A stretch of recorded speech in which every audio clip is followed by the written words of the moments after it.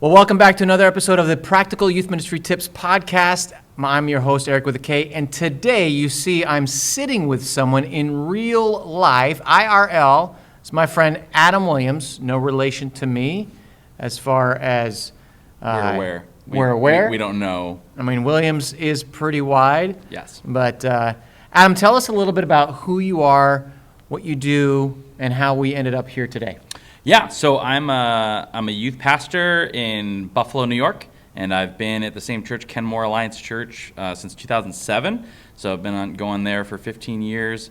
And yeah, today we're here at Delta Lake Bible Conference Center. We've had a little retreat with some of our district youth pastors and workers to be encouraged, and this guy's been doing the encouraging. So it's been great. We've had a lot of fun and a lot of laughter that hurt our bodies last night, so lots of fun engaging in those ways. So yeah, known Eric a long time, and yeah, excited to be on, man. Yeah, so Kenmore actually that's where I was going to intern. Did you know this? Yeah, I was going to I remember intern you there, that. but there was something that happened. They're like, okay, Kenmore's not the best place right now. It's a great place now that you're there, but it wasn't the right time. But that was a few years ago when I was in college, so... But we don't need to get to that point now. But so you've got a topic you want to talk about today. What is that topic? So I was told that this is, a podcast all about practical tips, right? So giving you guys some tools in your tool belt that could be helpful for those of you that are in youth ministry doing this. And one of our greatest resources, I think, that are underutilized are actually our students. And so I think that, if you're in youth ministry, you believe in students, you believe that God can use them.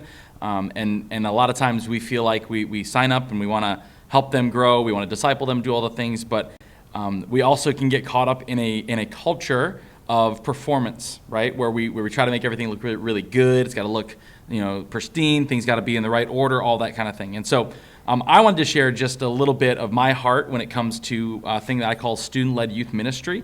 I want to give a shout out because the reason I ever got here was many years ago. I got to meet a guy named Rick Mills who wrote a book called The Big Turnover. And it was a book just about empowering students to lead and to grow in their giftings. And so that kind of set me on this journey of like, how can I implement that in my student ministry as I do it? And so something that we do with our middle school students, I actually just did this past week, we call it a thing called Teen Takeover Nights. So those are nights where students are in charge of the whole evening. We kind of flip the script with our adult leaders. They are not there to run anything. They're there to coach. They're there to help them along with making sure that the details are taken care of and run. And it has produced some of my favorite moments in student ministry. I was just telling him before we hopped on that what we do is we break up different segments of the night, an upfront game, a gym game, a message, worship, announcements, all those different elements, and we rotate that around, so giving every small group opportunities to do those things. So one of the years we did worship, and it was a bunch of like 6th grade boys, and they grabbed their tubas, trombones, trumpets, played Amazing Grace, and it was amazing because obviously we're so used to, worship's got to be excellent, all these different things.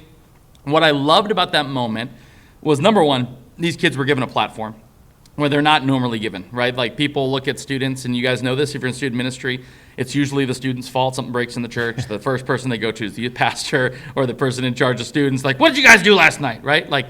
And so giving them a voice, giving them an opportunity is huge. And so I had these kids playing trumpet, trombone, not knowing what the response was going to be. And I remember at the end of them playing, everybody stood up and cheered. And so some of these kids that may never get someone to cheer for them had a chance for them to be cheered for. And one of the things I told Eric before we hopped on here too is one of my goals of this is not only for kids to discover the things that they're excited about and passionate about, but also to discover the things they hate. Because I think that sometimes there's just as much value in us understanding the things that we don't like to do than in the things that we do like to do. And so, it's just been really cool to see some of our kids that, I've got a kid that's a senior in high school now that started, helping on the AV, back in 6th grade. And now he is involved in every aspect of our church, running events, doing different things. And that all started in a sound booth, pressing some buttons, moving some things around, given an opportunity to do those things. Because I know, one of the things that we all lack, right? No, I don't think there's any student ministry person I've ever talked to that says, I've got enough leaders. Like, never. I'm like, oh, yeah, we're good. We're going to put you on a waiting list. Yeah, right? Like, Thank you. Oh, yeah, we're full. Thanks for offering, right? And so, and many of us, some of us are the only volunteer. Some of you guys are in positions where, man, I'm the only person. Maybe it's you and your wife or your spouse or whatever the situation is for you. But like I said, one of the most underutilized resources are our students. And when we get them to own it, like, you get to see another level of your ministry pop. You get to see some of these kids that are excited about, hey, come out to our event. Like, we just had, even for our high school students, one of the things I have is an impact team. So I have kids that are more desiring to be serving, growing. They had a fall fest that they ran this past Tuesday night, and they're excited. They brought friends. That's because awesome. it's something they're doing, right? It's not just like, oh, Adam's talking about this or things are going on here. It was like, no, I am sharing my testimony. We're doing these crazy games that we've planned and put into motion. And so, yeah, I just think any way that we can do this, I think, is a win. And disclaimer, it's a lot of work, right? Understandably so, right? Like, anytime we do anything, right, it's always easier for us to do it, right? Like, if you're a youth pastor, you're a That's youth a worker, good- you're just like, good yeah, crossword. I'd rather just do this. But what did Jesus tell us to do, right? Make disciples, right? So we need to figure out, what does it look like to invest in the next generation? That means that we need to make it a little bit harder for us earlier to reap the benefits later. Yeah, so I love that so much, by the way. So talk a little bit about the practicality of when you open up, you have this experience. How do you choose who gets what, and how do you go? How does it all come together into one piece when you're giving different pieces away to different students? Great. So we have a schedule that we basically work off of, and they know kind of like, hey, if you're in charge of the gym game, there's a specific time frame that you're doing that in, and so then we kind of hand those things off. But every kid, by the time they're done with a school year, will have done something of everything. So like kind of the goal is by the time they're done in middle school, they've done everything about 4 times, some things, and they run through those and have opportunities. Sometimes depending on what's going on, like for example, when we get to December, our teen takeover is going to be Christmas themed, right? So they know they got to work off that theme, and they operate within that.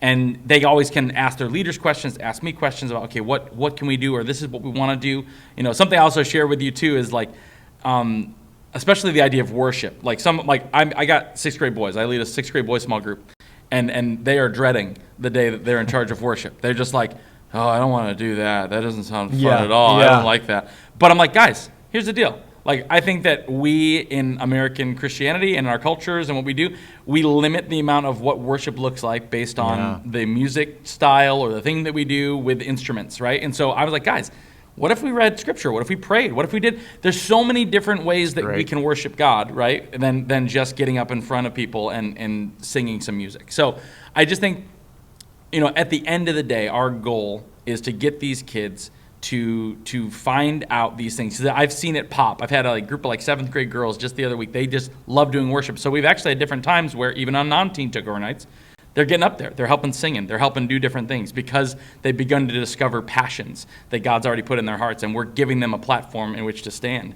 And the reality is, it doesn't always go perfect. It's not it doesn't always look great, but kind of what I tell my students, I tell my leaders, I'm like, this is the sandbox they get to play in. Yeah. I want you to make every mistake in the world now, so that when we send you out as a high school, senior, graduating senior, walking through the door, you've been given opportunities to grow, fail, feel loved, and then be sent by your church to get into the world and get after what's next. I remember I was at the Simply Youth Ministry Conference back in a bunch of years when that was happening, and the two guys who were doing all of the video stuff, they were in their 20s, early 20s, and they were really good. And so I just got to know them a bit, and I'm asking them about their story, and they said, well, our youth pastor in middle school, Kurt Johnson, asked us to do some stuff with video cameras, and that's where we learned. And that's Kurt's at Saddleback, and I'm like, I know Kurt, of course. He's we'd just been hanging out just prior to that, and he goes, they said, I know we had a lot of opportunities there, but that's just, even though Saddleback's a large church and they had all the equipment or whatever, little things.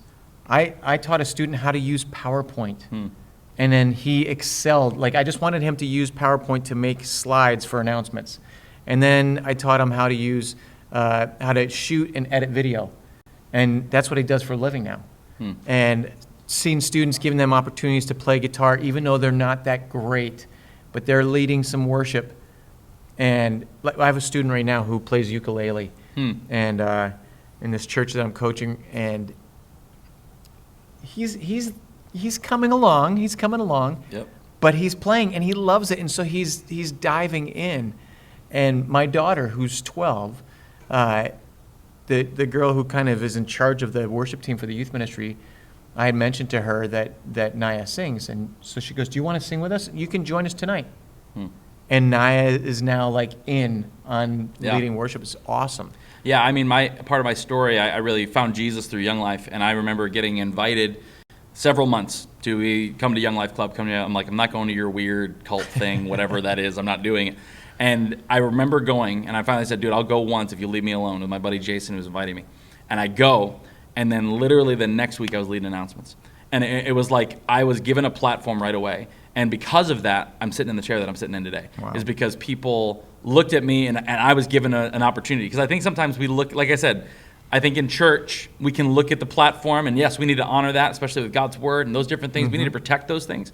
But if we make it inaccessible as a student, why do we think they'll think it's accessible when they're an adult, right? We need to figure out ways to continue to open up that door for them to be on a stage, to be willing to use their gifts, try out different things, and get creative. Because we got some artistic kids. I'm like, hey, you want to paint here? You want to make a mural? Want to do something different?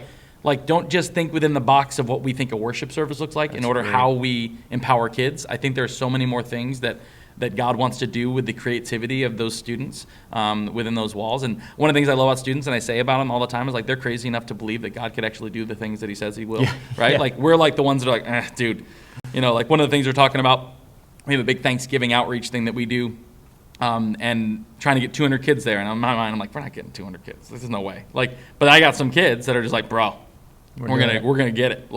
And so it's just so encouraging. That's why, we're connected to student ministry. Is it keeps us young, it keeps us vibrant, it keeps us believing that God who grabbed a bunch of teenagers and changed the world, right? That's how this whole thing started, was with a youth group. So we're a part of that, and we want to be a part of that in kids' lives as they go forward and give them the tools to get after it. That's great. So I really love how practical it is. I mean, it's inviting students to do something that they normally don't do and giving them that platform. So that's something you can do today. You could implement that. You could start. It's not hard to come up with it. It is, as you said, some work.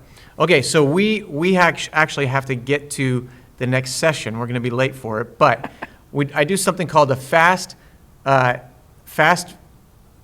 Fast fire 5. Fast fire 5. Okay. 5 questions, real quick. Don't think about it. All right. Oh gosh. Okay, and I usually have notes with my questions in front of me, so I'm making these up as we go along. Perfect. Okay. First question. You could do something that you're not gifted at, and you suddenly got that, and you were incredibly good at it. What is that talent that you wish you had? Play guitar. Play guitar. 100%. Okay. Yeah. Favorite sport to play and favorite sport to watch? Basketball to play, football to watch. Football to watch. Got a favorite team?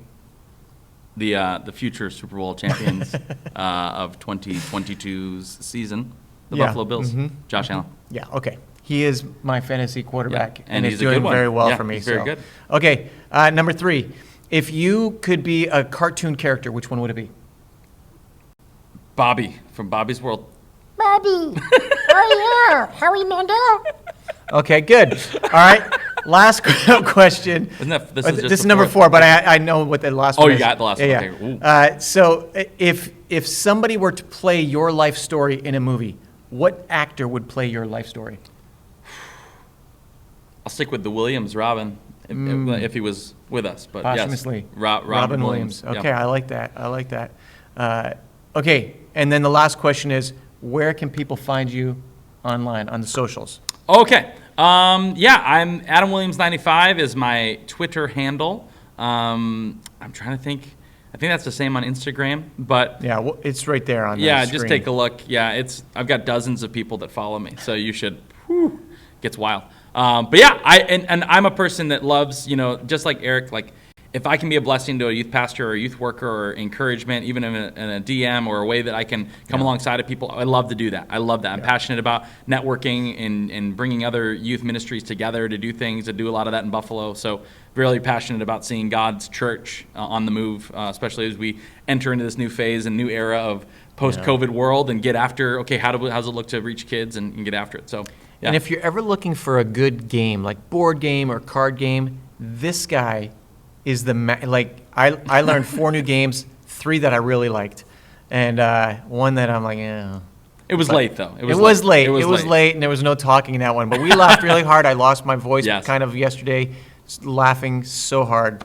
Anyhow, thank you for joining us for another podcast. Now, if you want to learn how, your students are going to do some games if you do this takeover. If you want to gift them the opportunity of learning, kind of why you do games and some ideas, the low prep, no prep games, and the 15 best practices for running games, there is a free download of the ebook of games that I've written, as well as an audiobook that goes along with it. It's in the description below. Click that. I want to give it to you for free, and so that'll generous. help. I try. Really nice. That'll help your students run their games amazingly, and I believe will actually make you a game master as well, especially if games is not your forte per se. But even if it is, I think that'll be super helpful.